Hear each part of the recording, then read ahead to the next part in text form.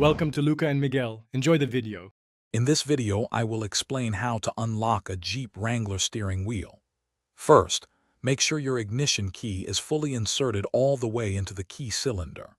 It's also very important to confirm your Jeep is securely in park or neutral for safety before attempting to unlock the wheel. The steering wheel locking mechanism is a standard anti-theft feature, designed to prevent any unauthorized movement of your vehicle when the key is not present. Now, with the key fully inserted, gently apply pressure to the steering wheel. You'll want to turn it slightly to the left or right, just enough to feel some give and relieve any tension. While maintaining this slight pressure on the wheel in one direction, carefully turn your ignition key to the on position. This action should release the internal locking pin, allowing the wheel to turn freely and your Jeep to start.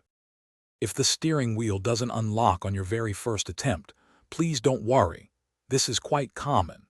Simply try applying pressure to the wheel in the opposite direction while simultaneously turning the key.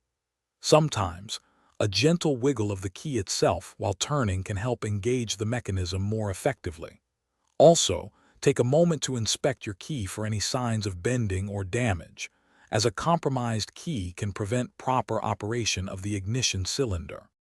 To prevent your Jeep Wrangler's steering wheel from locking unexpectedly in the future, the simplest and most effective tip is to avoid turning the wheel after you've removed the ignition key. Always make sure your key is fully inserted into the cylinder before attempting to turn it or start the engine. Additionally, a quick check of your ignition cylinder's smooth operation can help identify potential issues before they become a problem, ensuring a hassle-free start every single time. Thanks for watching and please subscribe. It's the best investment you'll ever make.